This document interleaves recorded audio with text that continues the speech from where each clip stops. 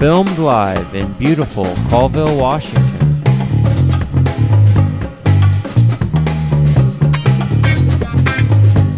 At Colville High School.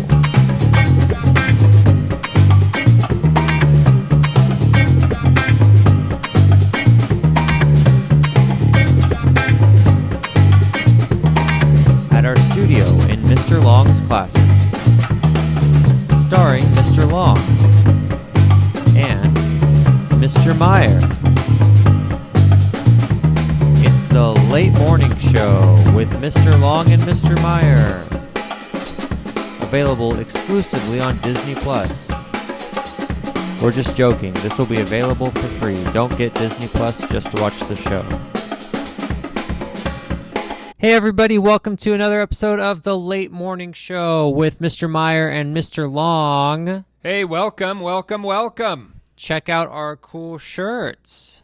Now, Mr. Meyer, we had these shirts made up, and we have several students who have emailed in and got into the drawing, and so I believe we've given away a few shirts already.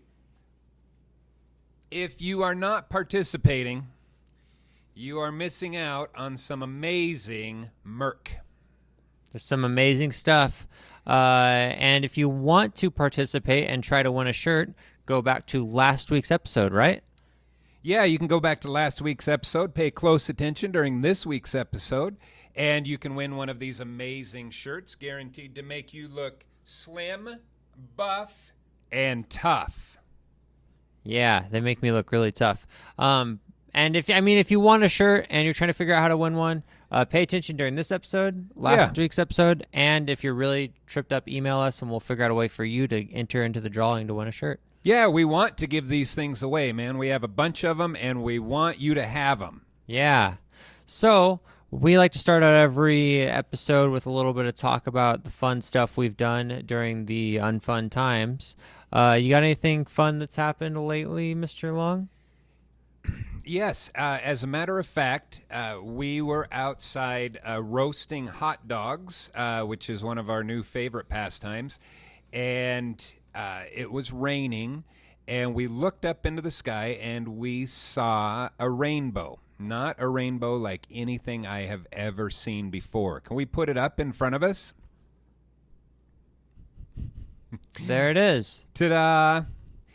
So as I looked at this rainbow, which wasn't just a single rainbow, it was a double rainbow, and the brighter rainbow actually had all the colors, and then it started over, and it had all the colors, and then it started over. So there were actually 3 rainbows inside of the one. And as I looked at that, I thought about how every storm must end. And I thought about how the rainbow is a sign for some people in some cultures that good things are coming. And I took it as a sign that things will get better. I was pretty down in the dumps roasting my hot dogs and marshmallows at the time and worried about all of this. And I realized that it's going to get better because after every storm, there is a rainbow. And I just want you to know that it's going to get better. And I've been watching The Bachelor, Listen to Your Heart with my wife, and this week was the finale. We unfortunately weren't able to watch it because we were both busy, but we have it recorded, and we'll be watching it tonight. That's how you know we're in some dark times, when you're watching The Bachelor, Listen to Your Heart. I got nothing for that. So we are going to move on ahead, and we're going to be talking about the story that we're going to be reading. And Mr. Long is very familiar with this author who is from our region of the world, right? Yeah, so Pat McManus is a writer from Rathdrum, Idaho, Sandpoint type area. From Colville, it's not that far away. And he was a professor at EWU when I went there, a professor of short story writing. And I never got to meet him. I don't know if he was just an honorary professor, but I used to stand outside of his door waiting to get in. I believe he only taught at the master's and the PhD level, which I was not ready for at 18. But I had read him quite a bit in high school. A good friend of mine said, "You have to read this guy." And he's got several books. They Shoot Canoes, Don't They? He also wrote Real Ponies Don't Go Oink and The Night the Bear Ate Goomba, among other. They're all short stories. I highly recommend that you read one of his books. You have to buy them. They're not online, and they are not in the library e-checkout. So Pat McManus always spoke to me very loudly because his stories were about poverty, and I could relate to that quite easily.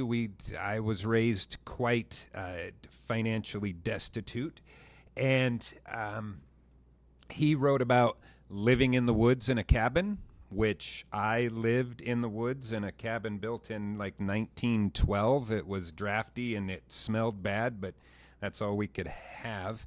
And he wrote about logging, and he wrote about huckleberries, and he wrote about mountains, and he wrote about good friends, and he wrote about getting into trouble, which are all things that I could relate to. Now, I don't know if people can still relate to those things, but since we're in charge, we get to pick the stories, and we do take, if you have any stories that you want to send in, go ahead.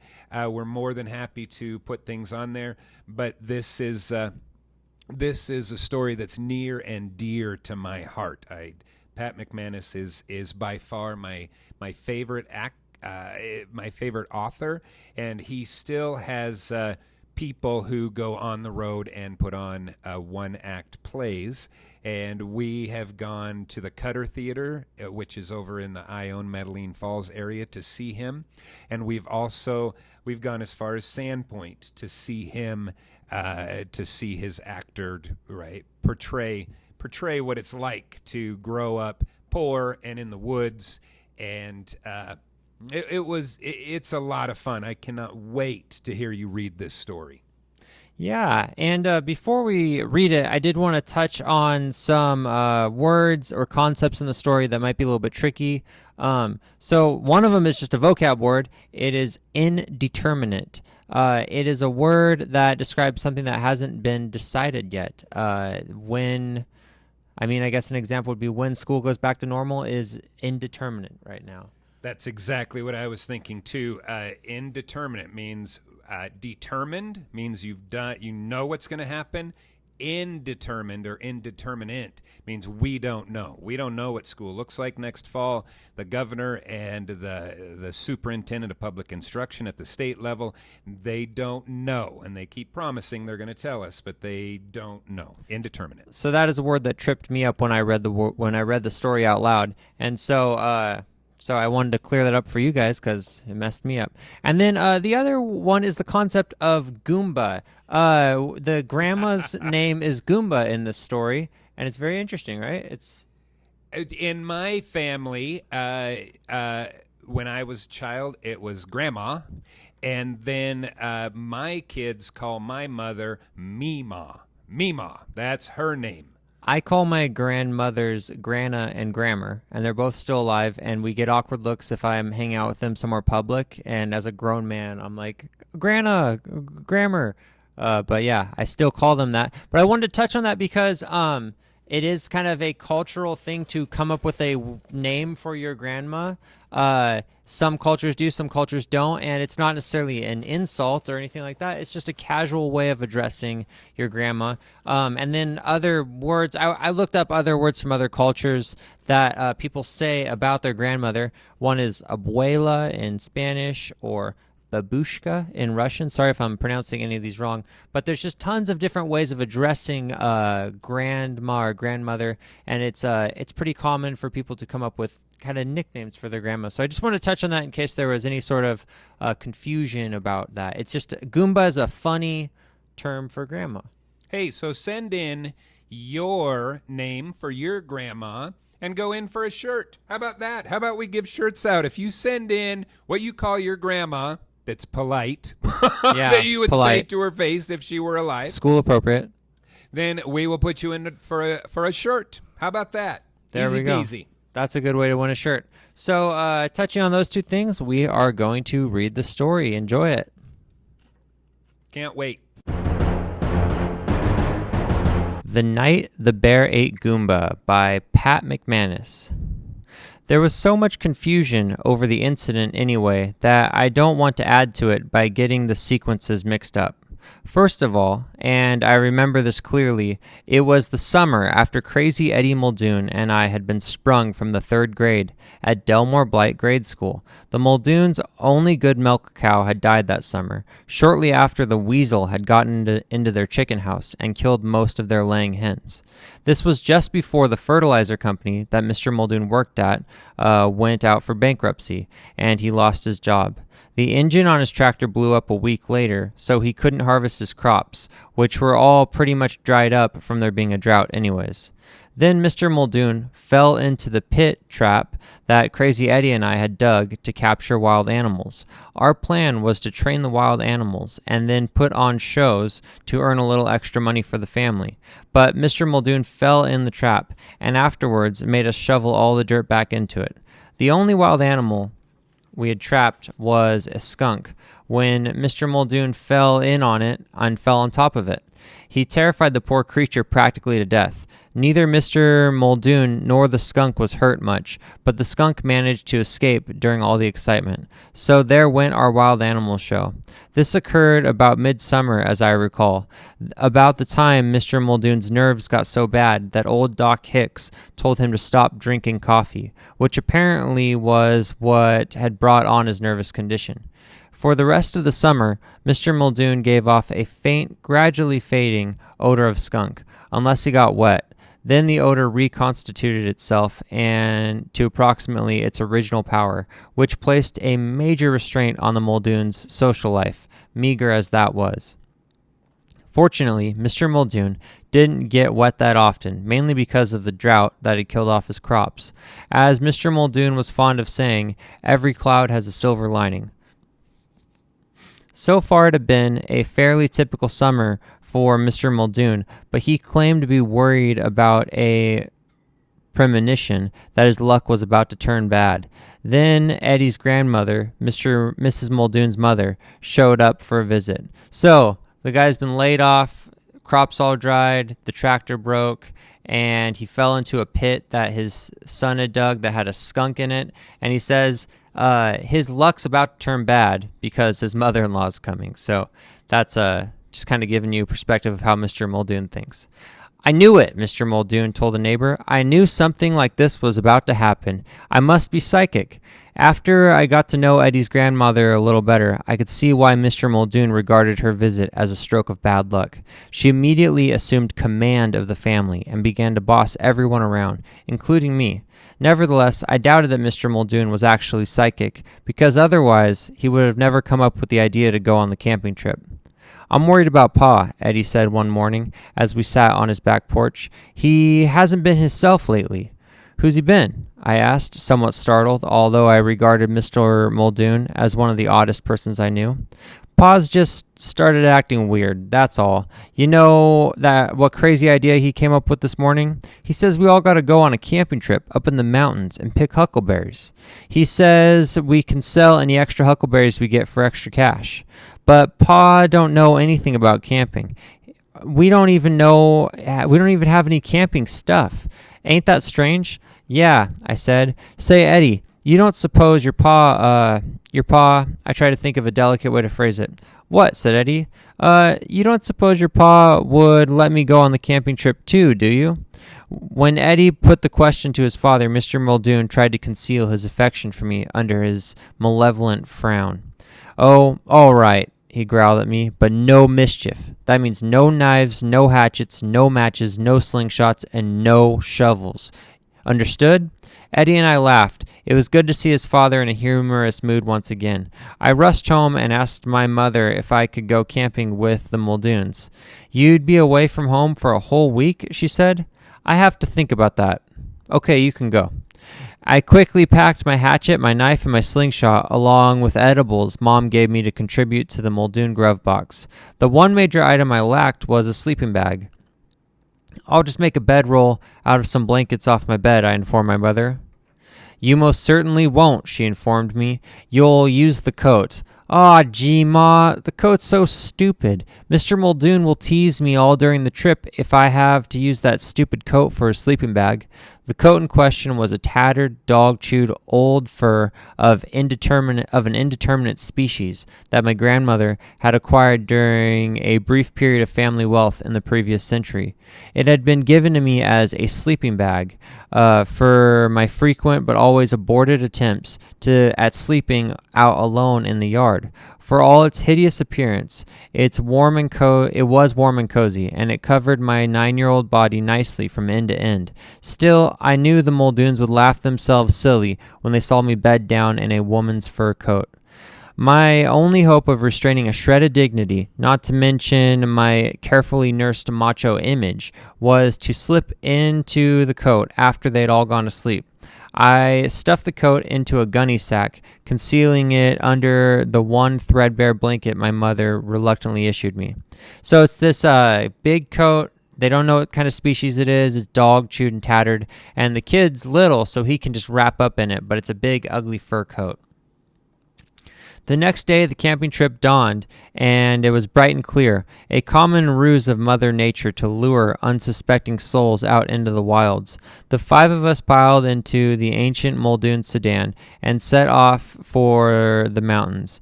Most of our camping gear, such as it was, balanced precariously atop the car. It was wrapped in a huge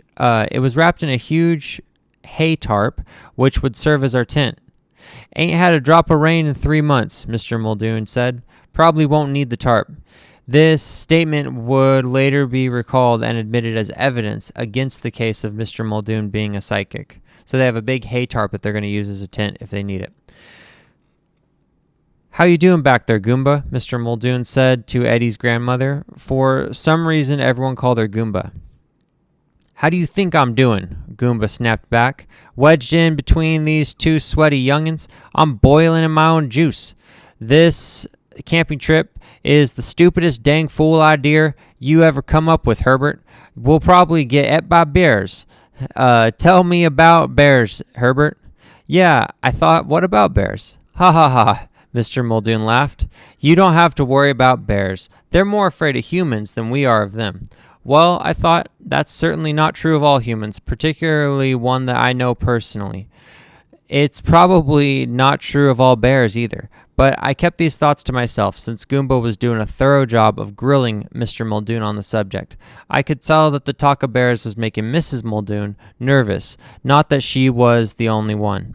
Let's change the subject, Goomba, she said. Oh, all right.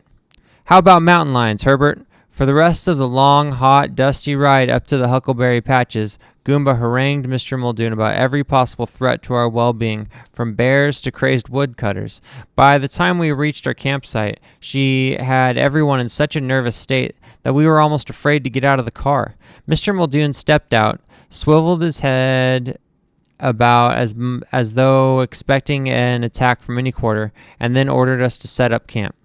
No level area for our tent was immediately apparent, but Crazy Eddie and I finally located one. It was down a steep bank and on the far side of a little creek. Mr. Muldoon, Eddie, and I dragged the bundle of camp gear down the bank and across a log to the little clearing in the brush and trees. In no time at all, Mr. Muldoon had constructed a fine shelter out of the tarp. Eddie and I built a fire ring of rocks, and Mrs. Muldoon, Goomba, and I got the fire going. Mrs. Muldoon and Goomba got the fire going and put coffee on to boil. Apparently forgetting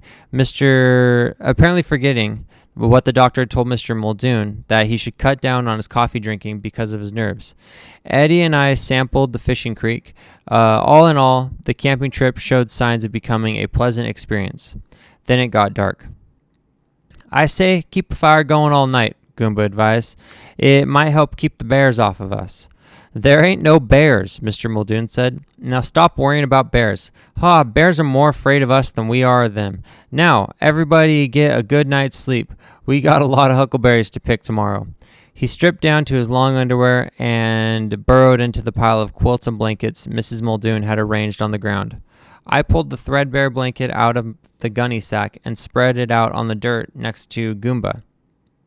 Good heavens, Patrick, Mrs. Muldoon said. Is that all you have to sleep in, one little blanket? The nights can get pretty chilly up here in the mountains. Oh, I've got more blankets in my sack, I lied. If it turns cold, I'll just put some more on. But I sleep warm. As the night dragged on into its full depth, I lay there shivering in my blanket, studying with considerable interest the looming dark shapes the full moon revealed around our camp. Finally, Goomba and the Muldoons ceased their thrashing about on the hard ground and began to emit the sounds of sleep. I jerked the fur coat out of the gunny sack and buttoned myself into its comforting warmth. I set a mental alarm to awaken me before the Muldoons, so I could conceal the coat before they caught sight of the hideous thing. Then I drifted off into a fitful sleep. So he wants to make sure no one sees him putting on and taking off the coat, so he slipped into it at night when everyone's asleep, and this is where things get interesting. What's that? Goomba shouted in my ear.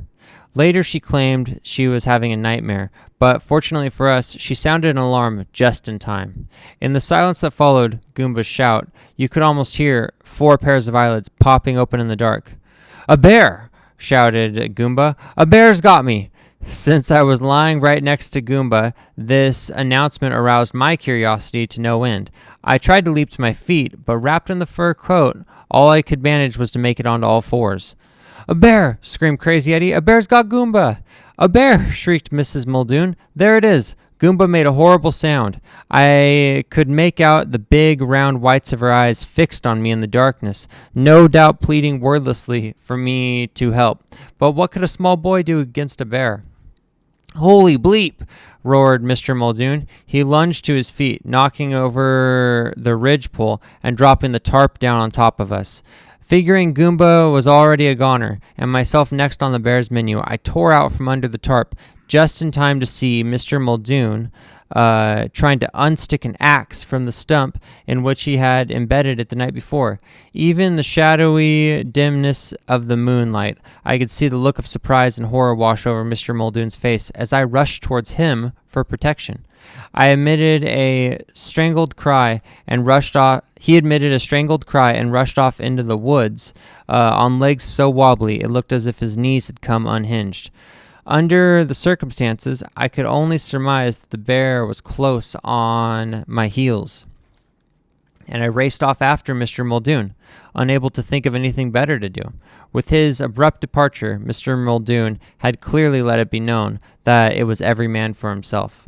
So, kid wakes up, he hears everyone screaming about the bear. He's in a big indistinguishable fur. He can only be on all fours, and he's going to Mr. Muldoon for help, and Mr. Muldoon's running from the bear, and the kid assumes the bear's right behind him. Bounding over a log with the effortless ease that accompanies total panic, I came upon Mr. Muldoon peeling off bark and limbs from a small tree. Since he was only 4 feet up in the tree, I debated briefly whether to wait for him to gain altitude or to find my own tree.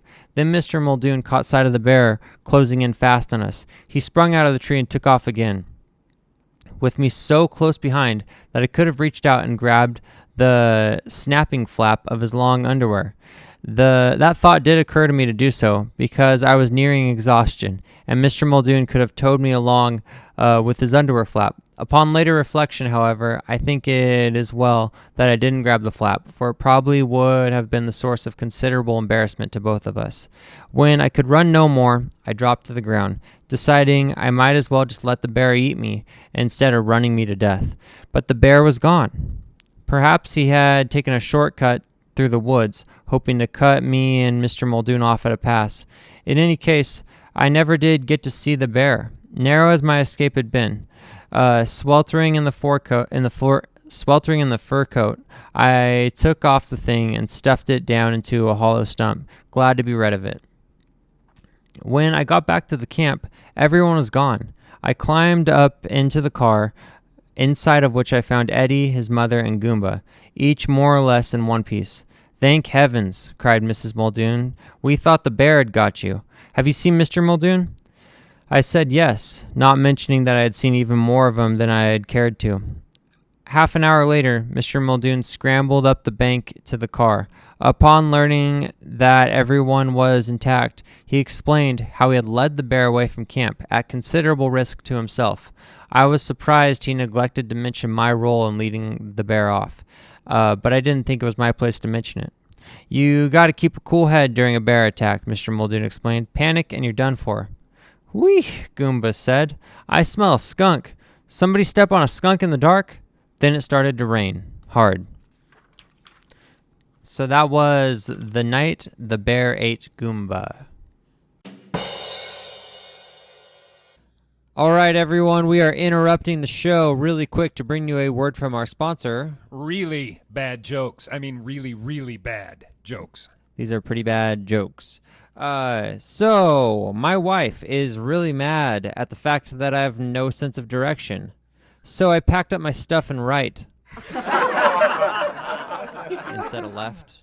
Right. I left, but he didn't. Anyway, Mr. Meyer, why don't eggs tell jokes? Because they don't have a sense of humor? That also is true. Eggs don't tell jokes because then they would just crack each other up. You know what? I do not trust stairs. Wow, that is something else. I do not trust Velcro, but why don't you trust stairs? I don't trust stairs because they're always up to something.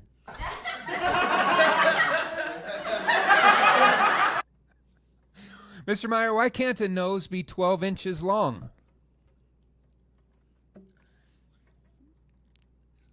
Because it would be hard to see. It would be hard to see, but it would also be a foot. What concert costs just 45 cents? I don't know. What concert does only cost 45 cents? 50 Cent with Nickelback. Mr. Meyer, why do math books always look so sad? Because math is challenging. Because they're full of problems. What kind of shoes do ninjas wear? I do not know what kind of shoes ninjas wear. Please do tell. Sneakers. So that was another quick ad brought to you by Really Bad Jokes, and we're gonna go really bad jokes. Really bad. We're gonna go back to the program now.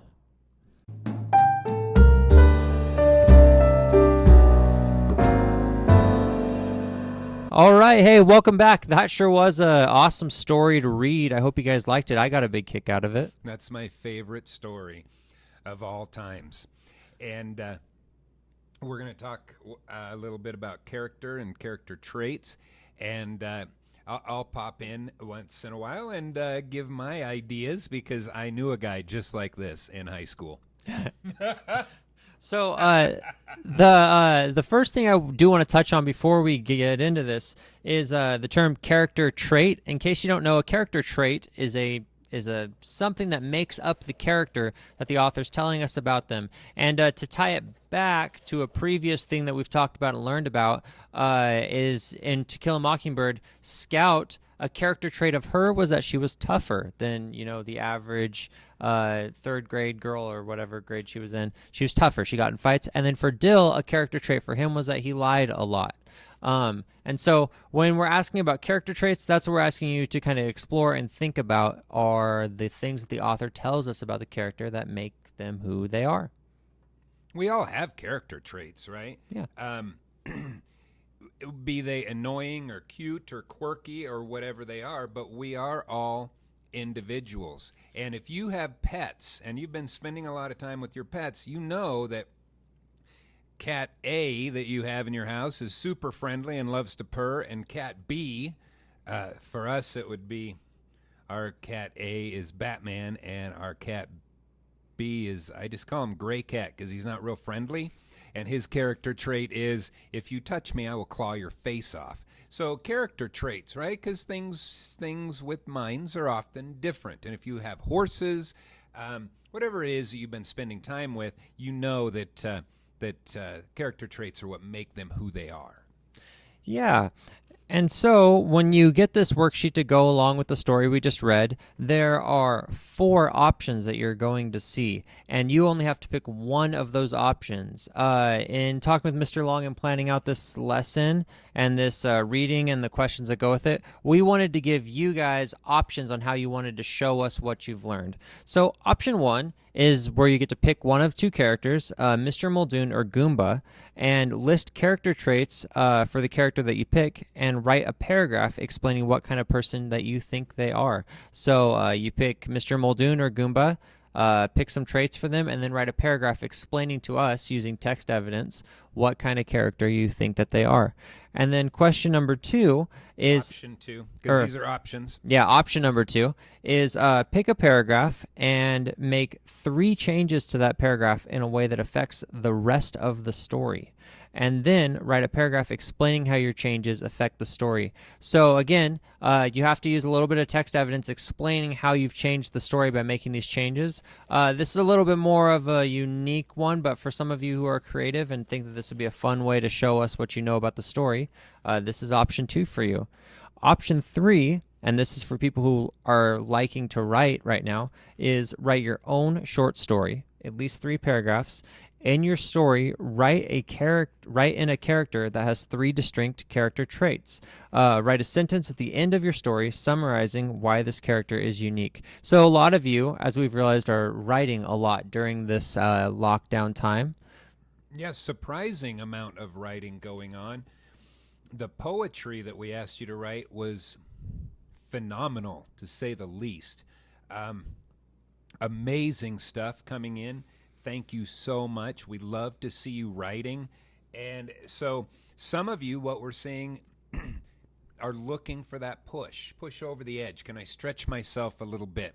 And so Mr. Meyer wants to allow that stretch, to allow you to do as much or as little as you want, as long as we're meeting the standards. And so this would be, if you have a story that you've already written, you're welcome to use that also. So you could write a short story. So yeah, option 3, if you want to, I guess I'd say accelerate the amount of work that you're doing and accelerate what you're putting in, you can write your own short story. And if you're like, nope, that's too much, you can pick one of the other options. And then option 4 is pick one of your favorite video game, movie, novel, or YouTube channels. Like pick one of your favorites and then pick a character from that media and list out 3 character traits and explain how that character is developed. And so I know we got a lot of gamers and a lot of people playing a lot of video games right now during quarantine, and I know it's a miracle that we got you to look away from your video games long enough to watch our show. Yeah. And so this option 4, we hope appeals to your interests. If you are enjoying a lot of video games, take a second, look at option 4, and give us some character traits from a video game character that you've been seeing a lot of lately. I would pick Link. Link from Zelda, yeah. That's love the Zelda. One of the best. And then we're going to go on to the last part. Now, those are your 4 options for this assignment. The last quick part is ask your own question. This one you got to do, but it's a pretty quick one. What is a question that you have after you read the story that the story left you wondering? And is there a gap in the story that you're wondering about? So this is a chance for you to be inquisitive and ask your own questions about what we just read. So pick one of the 4 options. Just one. Just one. And then ask your own question about what happened in the story. So, Mr. Meyer, let's see if I understand this, because oftentimes when we're home, we get confused by just about everything. So, I don't have to do all 4 options. Is that correct? You do not have to do all 4 options, just one option. So, I'm going to pick one option, any one that I so choose. And what if I decide I would rather write a poem that develops a character? Can I throw something like that out there? Yep. Let's say would a fair concept right now 3 paragraphs for a short story or 3 stanzas for for a poem? Yeah, because we're doing this for you. We want to make it as easy in this very troubled time for you. So if you wanted to write, if you have an alternate activity, then by all means, let us know, and we would be more than happy to work with you on that. So then when it comes to asking a question, it's so hard for us. When we assigned poison and we had all the assignments come back, I think one or two of you actually realized that poison was what was in his heart and not what was in the snake, because technically snakes have venom. Think about that for a second. So when you ask questions, that's when you get to the heart, right? Well, why is it called poison when snakes have venom, right? So when you read this, when I look at this story, he didn't write the story as it played out, right? He had to be older, and he's writing these stories. And I think to myself, in the story, he's like so innocent. Oh my goodness, I wonder what happened. I just don't know where that bear was. I never saw it. Was he really that innocent? Or did he know? Is he playing us? Because sometimes you have siblings or friends who, when they do something, they know what they're doing, and then they play innocent. I had no idea that was, and then it can be as funny or as aggravating as they want. So we ask a question. Was there something that left you wondering? Is there a gap in the story that you're wondering about? For me, it's at the end, did he really know? For me, it was the mom gave him food to bring on the trip, and we never hear what kind of food it was. So your question can be big or small. Just take a second. Don't just wholesale accept everything that you read. Take a second to ask your own question, your own inquiry about the story. And Go ahead. It doesn't have to be particularly sophisticated or complex. Just learning to ask your own questions. Do you suppose that it was Golden Grams? Yeah, I think it was. That is an amazing snack treat to take with you when you're camping. I think that this is actually a prequel to the Avengers, and that Eddie Muldoon grows up to be Eddie. Wasn't there an Avenger named Eddie? Yeah. Yep, and Disney's going to buy this one and make it into a prequel for the Avengers. So, yeah, ask your own questions and just get into the practice of inquiry and inquisitiveness while you read. That's a great idea. Ask questions. That's so important. But before we end this segment, I have one more thing. Do we have time for one more thing? I think so, yeah. All right, I'm going to conduct an experiment. All right? I've been thinking long and hard about this. Microphone out to you, but what if it was like Narnia, where it was magical? So I want you to say something into your whatever device you have. Let's see if I can hear you. Not yet. A little louder. Holy cow, I heard a few. I heard a few of you. Wow, it is magical. It's like we're living. Can you hear it? No. Say you can hear it. I can hear it. Woohoo! We can hear you. You are not a voiceless person in the world. We can hear you. Please keep things coming in. Please let us hear you through email. It's important that you stay engaged. Welcome back to Mr. Myers Basketball Camp. As promised, this week we're touching on the dunk. Let's go! Woo! That's how it's done. When you're playing on the streets and you want your friends to think you're a real cool basketball player, you gotta be ready to bring the street ball moves. So, I'm gonna show you some street ball moves. This is called through the legs. Like that. Do shot and you'll know that you're serious and you're ready to play. This is another move that I like to call off the head. You jump it up, do that. Sometimes it doesn't go in.